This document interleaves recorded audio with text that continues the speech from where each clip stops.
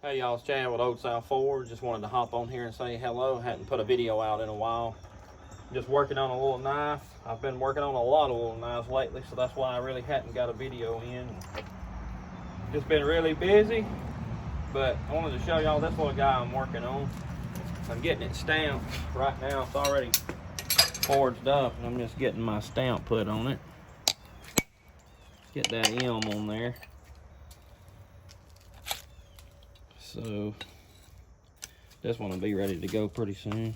Straighten it back up. It'll take a little warp when I start stamping it. I have to kind of straighten them back out, but it's just another little small knife. I guess we call them patch knives around here for what I do, but that's drawn out of a piece of the old 5160 or old leaf spring.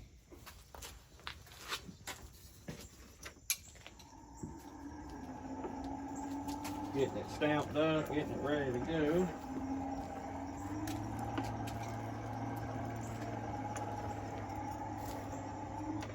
And I am planning to get another knife video, another forging video out pretty soon.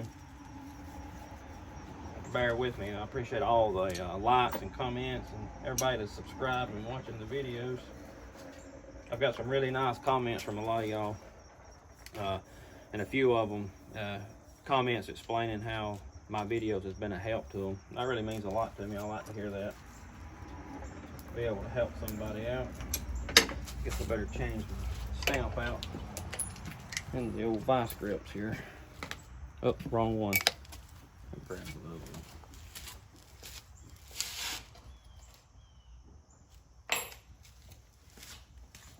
There we go. I was about to put a heart where the cross is supposed to go.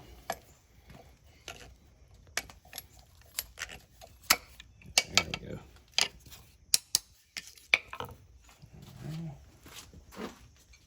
Ready?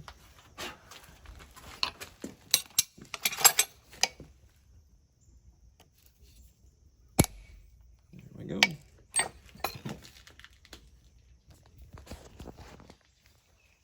Got that maker's mark in there. You can't really see it that great right now, but it will. It'll come out after I do some sanding and filing on it. Get all that scale off of it. Takes a little warp, so I just straighten that back up.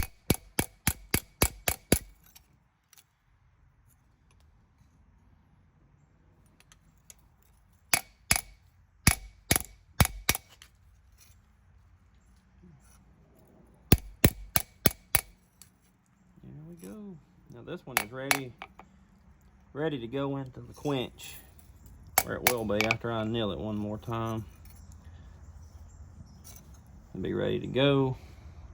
In a couple of days I'll have it finished and it'll be looking pretty with this nice little antler handle. And that'll probably go in somebody's black powder shooting bag somewhere. And they'll get a lot of years of service out of that little knife if it's halfway taken care of. Just gotta make sure I got it straight.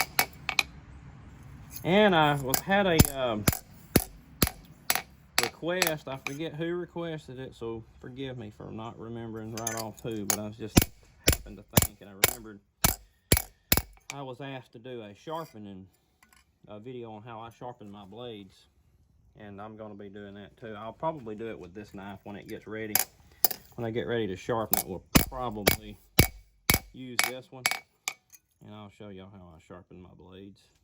It's not a whole lot to it, and this thing's still pretty hot. You probably can't see that edge, but that edge it's almost thin enough to cut now. And that's just kind of how mine come out. So I really don't have a whole lot of effort in sharpening these blades. When you're forging your blades, if you'll get that bevel, thinned down, drawn out as thin as you can, that's all the better, because when it comes time to sharpen it, you ain't got a whole lot of metal to file or grind away to get that edge to come true. But I'll show y'all that on the next video. Show you how I do it. I got it to where you can see that little stamp right there. You can see the mark now a little bit, I think. But, all this scale will be sanded off, filed off. But anyway, I wanted to try to show the edge of this thing again. If y'all can tell how thin that is right there. So there's not a whole lot left.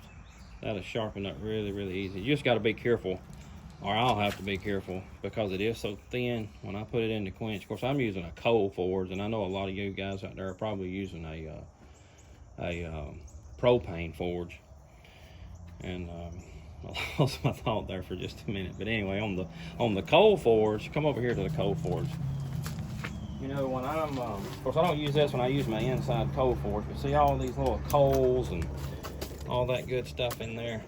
When this edge heats up really hot and it's getting red or even orange, and I'm slicing it through the coal here just to get my temperature up, I have to be real careful, because when it's hot and you're using that, working with an edge that thin already, it's really, really easy to just destroy it and deform it. You know, have all kind of little voids and nasty spots in it that you're gonna have to try to get out after, or even before it's quenched. Because if I leave a deep scratch from a file in that edge, or like a little chip out of it that I cause in here, it could break pretty easy in the quench, because that just gives a crack a place to start and just run on across the blade, if that makes any sense.